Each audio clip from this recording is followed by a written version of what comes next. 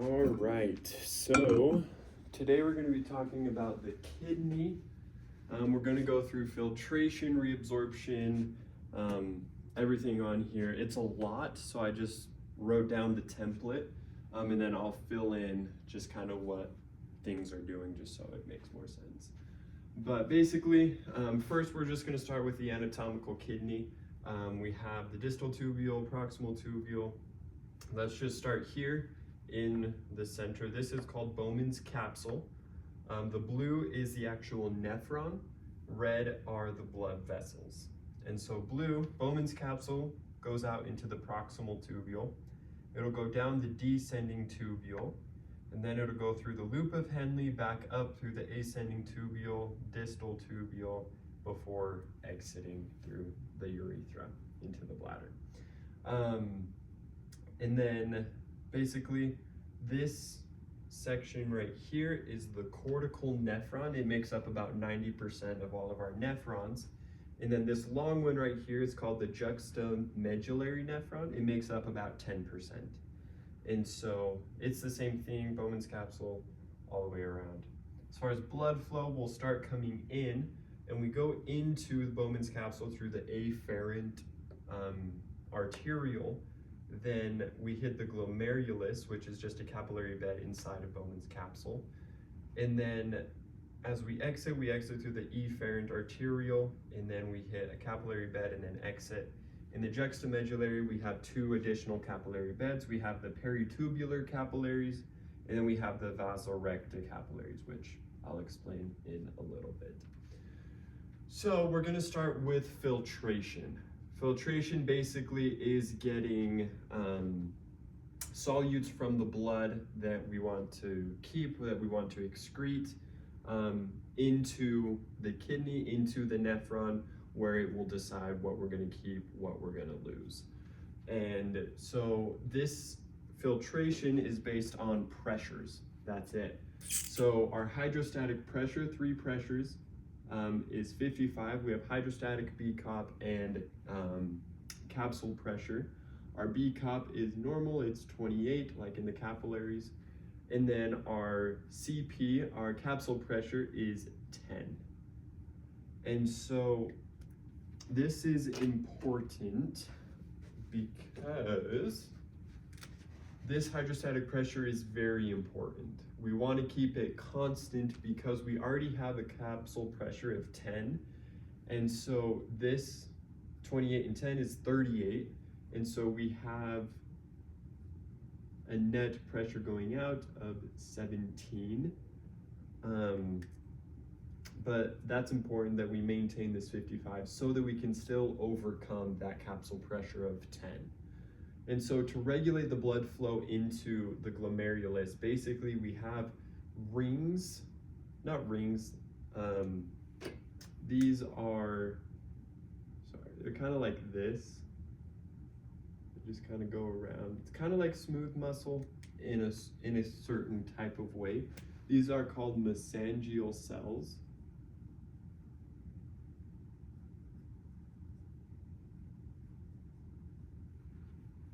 And those help constrict and dilate to help maintain this hydrostatic pressure at 55, while also regulating how much blood is going into the cell, into the capillary bed. And so we can see kind of right here, if we constrict, we're lowering our blood pressure, lowering the amount of blood going in, but on this side, we're actually increasing our blood pressure. And so to actually get filtered, this is where the filtration membrane comes in. This is actually what's filtering what's coming in and what isn't. There's 3 layers to this membrane. We have the fenestrated endothelium, the basement membrane, and the podocytes, which are visceral to the actual Bowman's capsule. So as the blood comes in, it needs to get through this filtration membrane before it can actually get into Bowman's space, or the space in Bowman's capsule, to then be directed into the tubules. So this first layer is the fenestrated endothelium. And the fenestrated endothelium basically is in charge of regulating the size of the particles, the solutes, whatever you want to call them, coming in. And so it has a size of about 70 nanometers. That's like the spaces in between, kind of like Swiss cheese, those holes. That is the fenestrated membrane. And those holes are 70 nanometers. Kind of random, it's very important though, because RBCs, red blood cells, they're actually 7,000 nanometers. And so red blood cells aren't actually small enough to get into the nephron, which is why if we do find blood in the urine, something is wrong. We have something going on that is that's messing up this filtration membrane. And then the next layer, the second layer, is the basement membrane. Sorry, that was from practice. The basement membrane, basically its big job is keeping out charges that we don't want in. And that's mainly in blood proteins. So like albumin has a negative charge, the basement membrane is in charge of keeping those negative charges from the plasma proteins out. And so basically regulates the charges.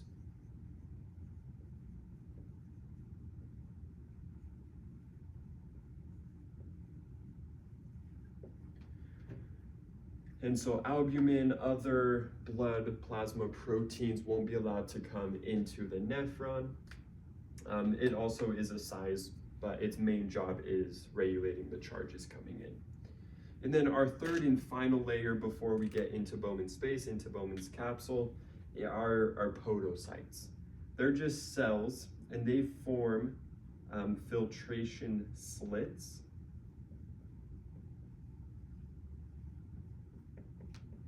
That these medium-sized macromolecules can fit through, or they can't. And so basically, it's just another size regulator.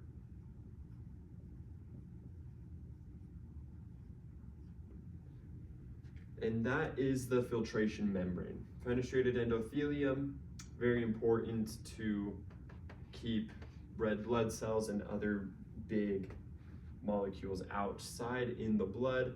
Basement membrane keeps the charges, keep the albumin, the proteins in the plasma out, as well as podocytes, again, just another size regulator. And so we have a couple regulations, I guess you could say, at keeping this rate of filtration constant. Basically, the glomerular filtration rate, the GFR, is how fast we are filtering from entering the nephron, well, I guess from entering the blood and exiting through the urine, is the GFR.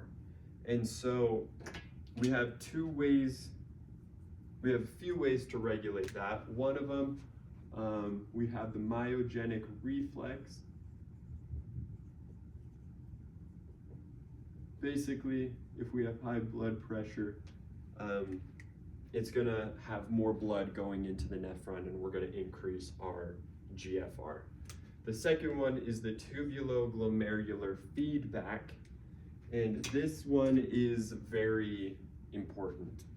So before I can explain this, we need to know what the macula densa is.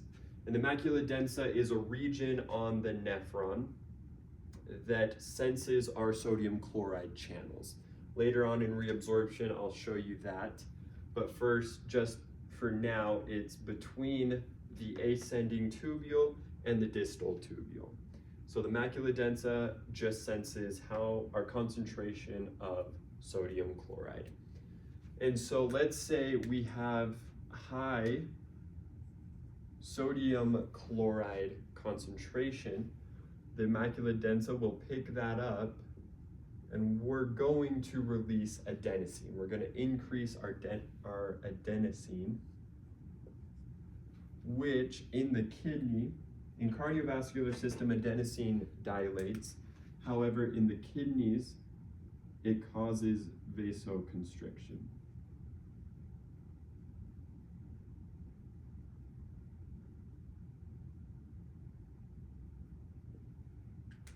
So that's a little different, but it'll cause vasoconstriction, which increases our blood pressure. And if we increase our blood pressure, we're going to increase our GFR. We're going to have more blood going into the nephron, and the rate at which we filter, reabsorb, secrete, and excrete things will increase. But now let's say we have low sodium. We're going to go to the macula densa. It'll sense we have low sodium chloride, and it's actually going to release nitric oxide. Nitric oxide causes vasodilation, which decreases blood pressure, which will decrease GFR. And so we want to keep our GFR constant. That is why we have these mechanisms in place to auto-regulate our GFR. And so this leads us into how do we calculate our GFR. So we need to understand a couple things. Basically, we have 3 parts to our nephron, our capillary going to the nephron through the system. So first we have our plasma concentration, whatever, say we want sodium. We'll have the concentration of sodium in the plasma, and then we'll take the urine concentration of sodium after a certain amount of time. And so P of X is just plasma of X of whatever. V is actually just the rate at which we are filtering, and then U of X is, or V is the rate that it took, how long it took to finally excrete, and U of X, the urine of whatever we're measuring. And so the equation for this is the U, urine of whatever, times the rate divided by the plasma concentration of whatever. And the units for this is milliliters per minute. And so if we look, we're gonna say sodium, we'll just look at a few. The clearance rate for sodium is 5 milliliters per minute.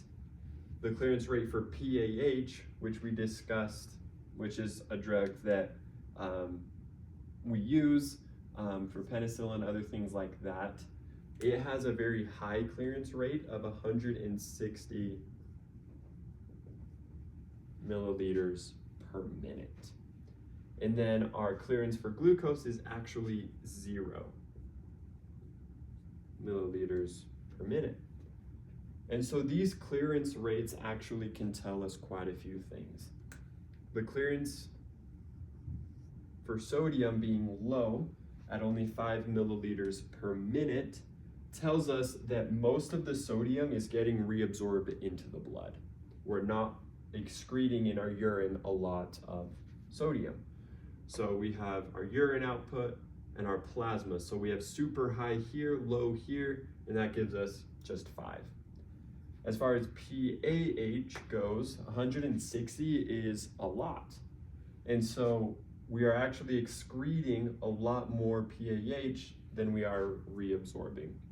And so we secrete some PAH and we don't secrete, or we reabsorb most of our sodium. And for glucose, we know 100% of it gets reabsorbed. We absorb all of our glucose because we need that glucose. And so that's kind of how clearance works. But the problem with these numbers is they don't give us our actual GFR. They only give us what the GFR, or the clearance, how fast these are absorbing, reabsorbing, going through the nephron. These interact with our body. They're getting reabsorbed, they're getting secreted, and they're doing lots of things. And so this rate doesn't give us like the overall GFR of us. And so we needed something that didn't interact with the body at all. So scientists came up with inulin. Inulin is man-made, has no charge, it's not metabolized, and other things. It's very small, and so it doesn't interact with the body. Once it gets filtered through, it'll just get excreted. As much as we put in, we're gonna get out, and that's what inulin is. And so we found that if we injected a certain amount of inulin into our blood after a certain amount of time through our urine, we're gonna get the exact same amount that we injected in as we are getting out. So we found that it has a clearance of about 125 milliliters per minute, plus or minus 20. And so that is our GFR.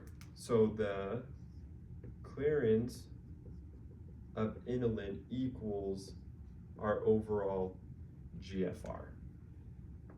And so it's kind of a pain having to inject something every time you go to the doctor to calculate your GFR. And so we looked for something that was natural, that was produced by our body, that was kind of the same rate. And so we found creatinine. Creatinine is natural, and it's just a natural part of our body, and it doesn't interact as much at all with the body either. Basically, it just gets excreted at this very close to the same rate as inulin at 127 milliliters per minute. And so by measuring the clearance of creatinine, we measure our GFR. And that is a lot easier to do than having to inject something, because creatinine is natural. It is produced by our body and has the same clearance as our inulin. And so if we measure the creatinine, we'll get the overall GFR for our body.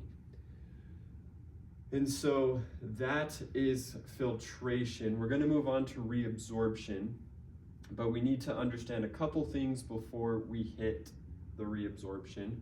We need to understand renal threshold and saturation. Renal threshold basically is the concentration in the plasma of whatever before that substance started showing up in our urine, before appearing in urine. And that's very important, because each thing, glucose, sodium, each solute that we have in our body has a renal threshold. For example, the renal threshold for glucose is about 70 to 180. And that means that we can have about 70 milligrams per deciliter to 180 milligrams per deciliter of glucose. So the renal threshold would be 180. If we get above that, then we're going to start seeing glucose in our urine, which isn't good. Actually, 180 is a lie, because we can actually handle about 200 to 250 in our kidneys before glucose starts appearing in the urine. But so 200, 250 would be our renal threshold for glucose. That's because of saturation. Each transporter that we'll talk about has a max ability. So saturation is the max capacity of each transporter.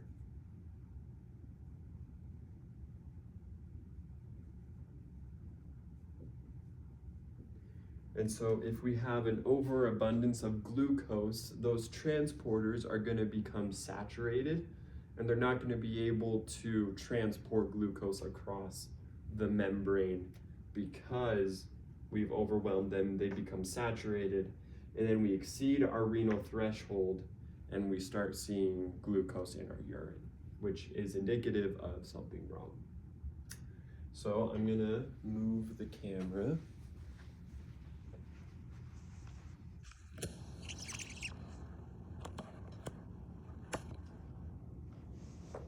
Okay, so now we're gonna go through reabsorption. And again, it's a lot, and it would take, I don't want this video to be an hour long, so I just wrote it all in and then I'll explain it. But basically, we're gonna be going through our nephron. So we have this, we're gonna be going down, up, and around. So we're gonna be going down our proximal tubule, descending, loop of Henle, back up, before we finally get excreted. And so we're gonna first start from the Bowman's capsule. We enter our proximal convoluted tubule. And this is where a lot happens. There are things that our body wants to keep, and there are things our body wants to get rid of. So we want to keep our glucose, we want to keep sodium, we want to keep water, we want to keep potassium, there's a lot. We want to keep calcium, chloride, lactate, amino acids, and urea. We don't keep it, but we don't lose it. And then we want to get rid of alpha and metabolites.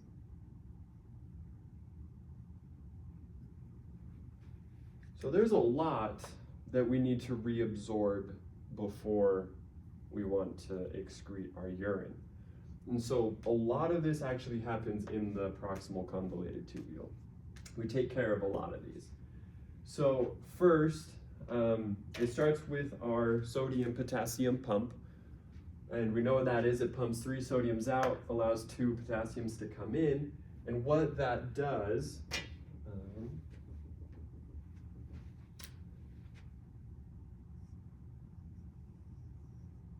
basically we're gonna be pumping the sodium out, and we're gonna be creating a gradient.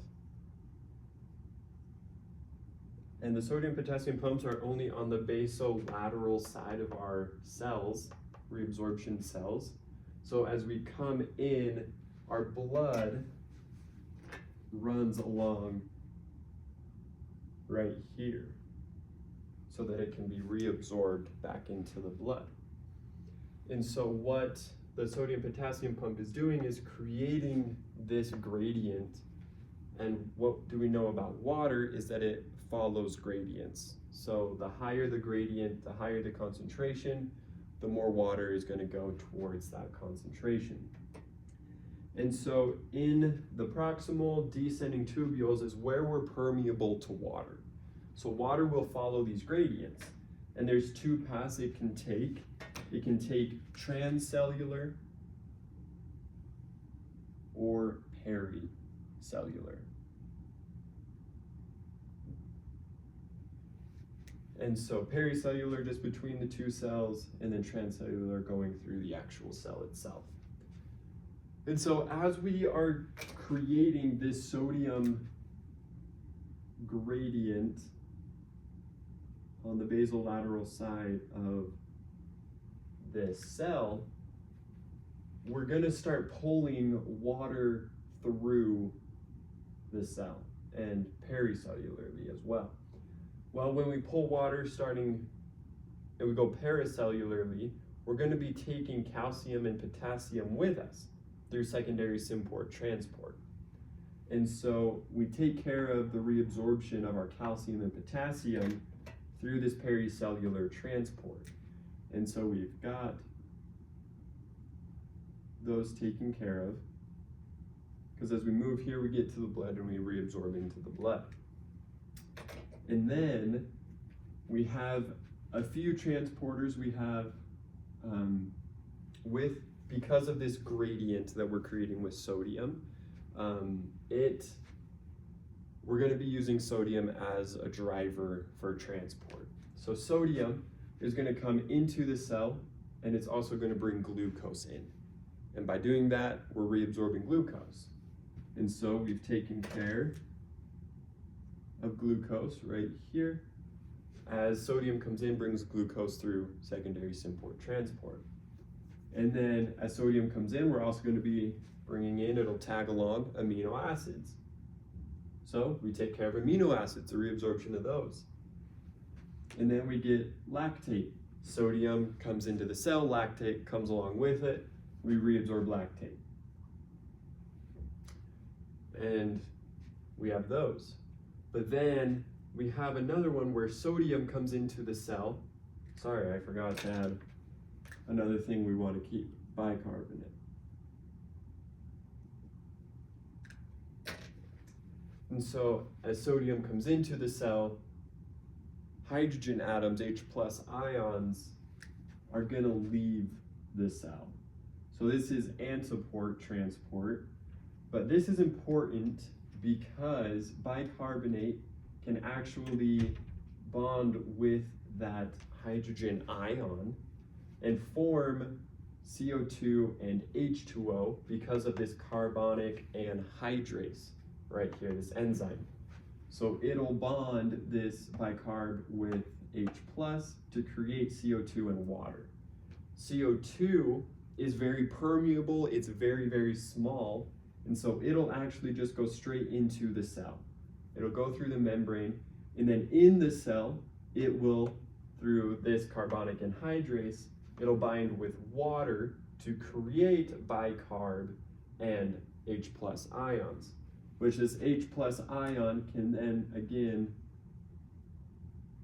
follow that antiport, get back out of the cell. It's kind of a loop, whereas this bicarb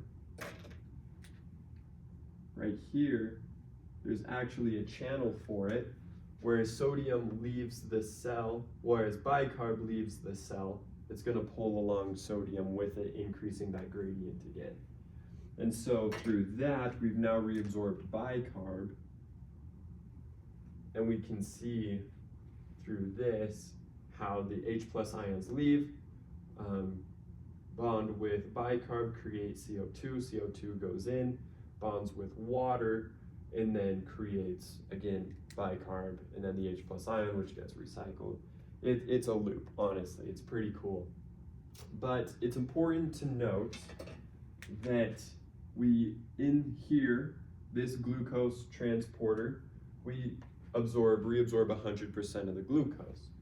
In this sodium amino acids transporter, we absorb 100% of the amino acids. In the lactate one, we absorb 100% of the lactate.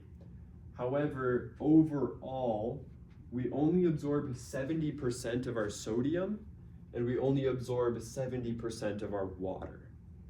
And so then we're not absorbing 100% of it because we still have to move through this tubule through the nephron.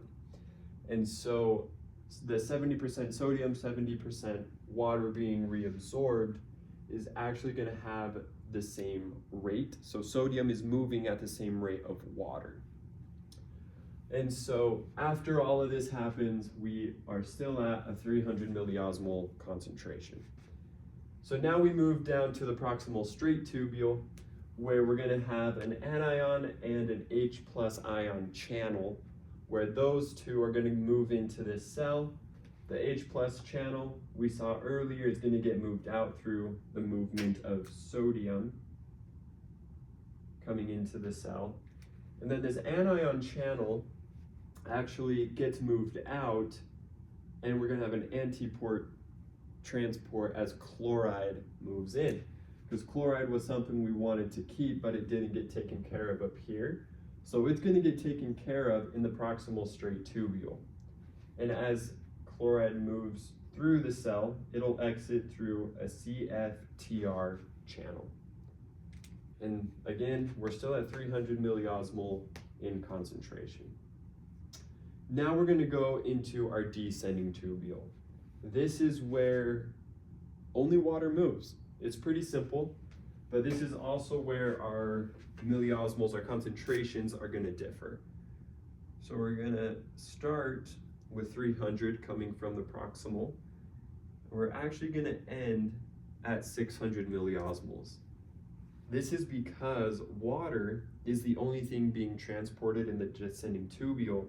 So as we move water, we're going to be leaving behind more solutes. And so the more solutes, more abundant, the more concentrated we are, which is why we go from 300 milliosmol to 600 milliosmol, because of water being moved.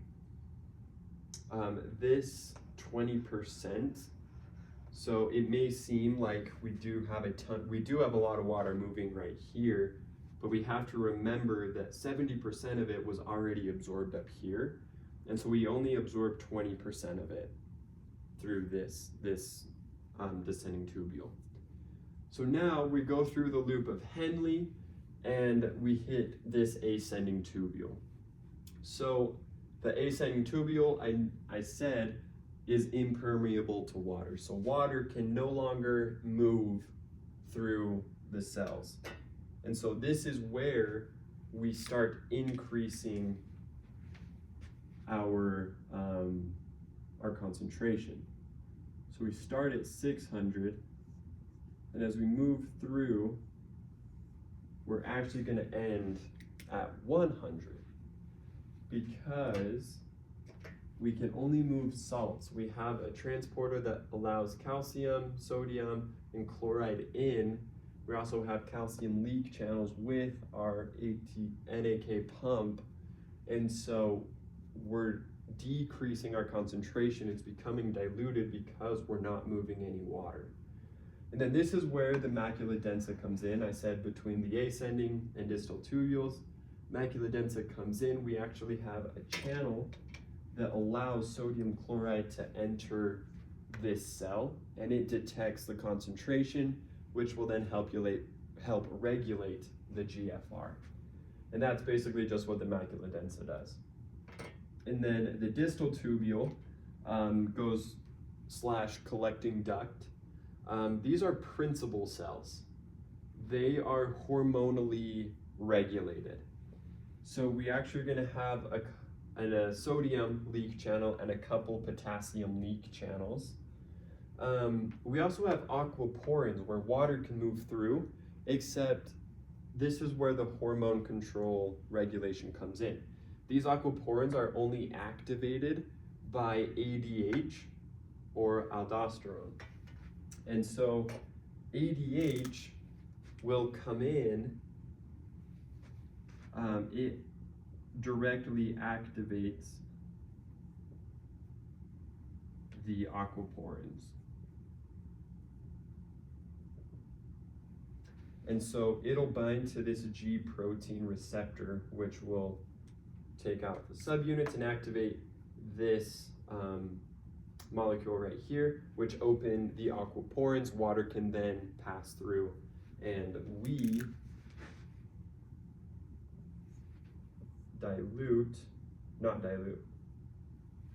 we increase again in our milliosmol, in our concentration. Aldosterone has a direct effect on the NAK pump,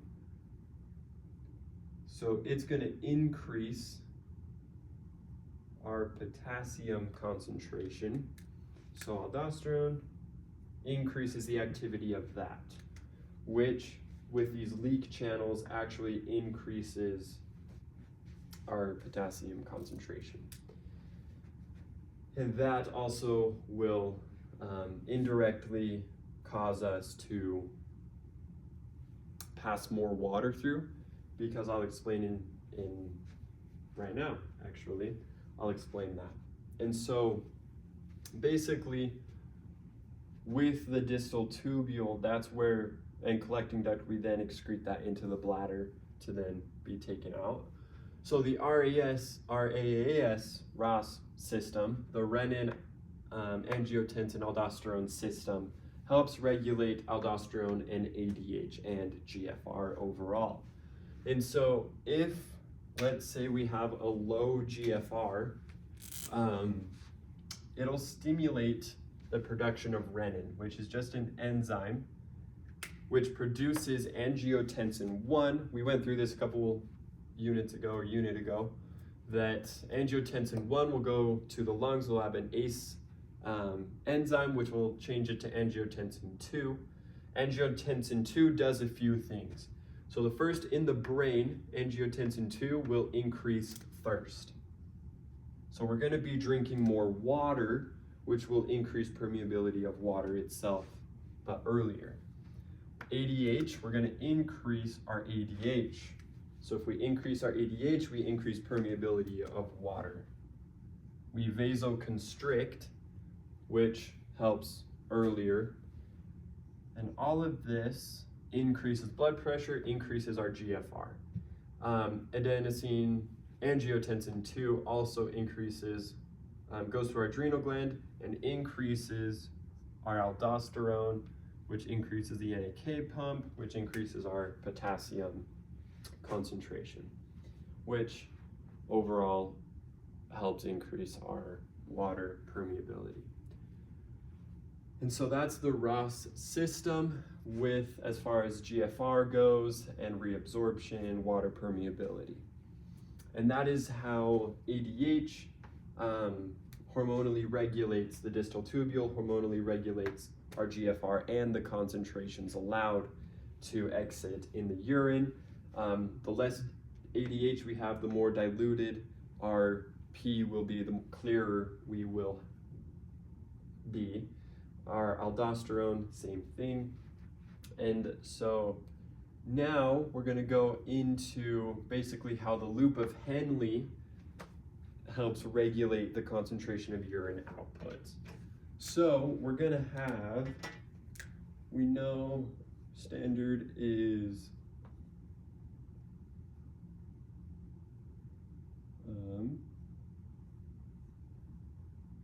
there we go, 300. As we move down, we become progressively more concentrated.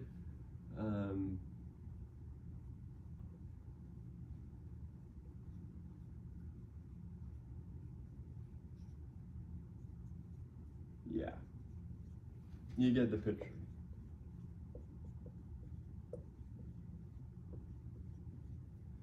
And then in the juxtamedullary, same thing, we got 600, 7, imagine these are all in hundreds, so 800, 900, 1,000, 1,100, 1,200. All right, so now we are gonna regulate the urine concentration. So like I said before, as we descend, these are the only places permeable to water. And so as we move through, we're permeable to water, so we're increasing our concentration. This is where the loop of Henle, this loop right here, plays a big role in this regulation. Because as we go through, this loop of Henle makes it double back, and we're not permeable to water here, we're only permeable to salts. And so that salt actually allows us to have a 200 milliosmol difference in concentration. And so we will be at 600 here, but we're going to be at 400 now going up. Because we're permeable to salts, we're going to be allowed to have that 200 milliosmol difference, and that's where the loop of Henle plays a big role. So as salt comes out, we're going to be, so once we hit 500, we're going to be at 300 concentration. Once we hit 400, we're going to be at 200 concentration. 300 will be at 100. I didn't explain this earlier, but basically we come in at 300, dilute down to 400, 4 goes to 5, 5 goes to 600. So once we hit this 100, we're going to start coming down the ascending tubule, or the distal tubule, sorry. We're going to hit the distal tubule, and like we said, it's regulated by ADH.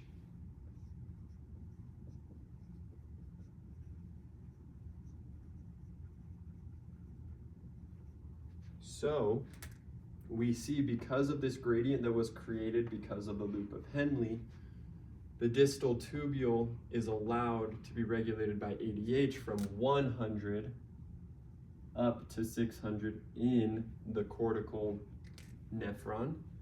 And that is how we can differentiate the concentration of urine that we're going to be using, that we're going to be excreting.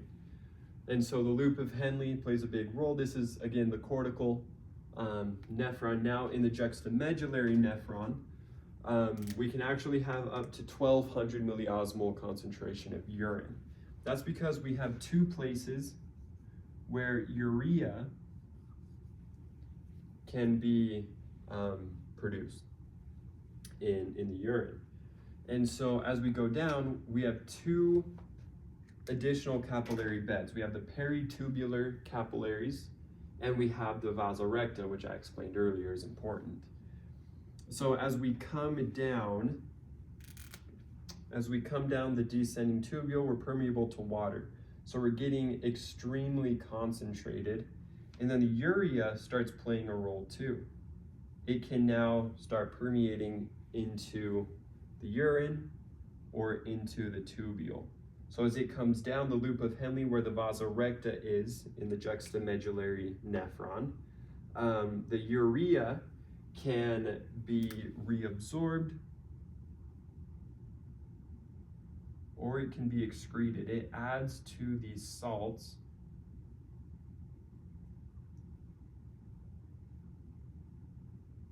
and starts getting excreted until we get back up. Then we start coming back down again, and again the urea is only available in two places to be reabsorbed. And so as we reabsorb it, we get more and more concentrated. And so that is how these loop of Henle's and the ADH regulation help maintain that renomedullary concentration. And so that is also how the loop of Henle, ADH, they play a role in the different concentrations. So if we have low ADH, loop of Henle, if we have less concentration here, the loop of Henle won't get down as far. And then if we have low ADH, we're going to be excreting maybe a 400 concentration urine. Whereas if we don't excrete a ton of urea, we don't reabsorb a ton of it, we could have a 1200 milliosmol concentrated urine, which would also have very low volume because we have reabsorbed most of our water and we didn't have a ton to start with. And that's all we have for today.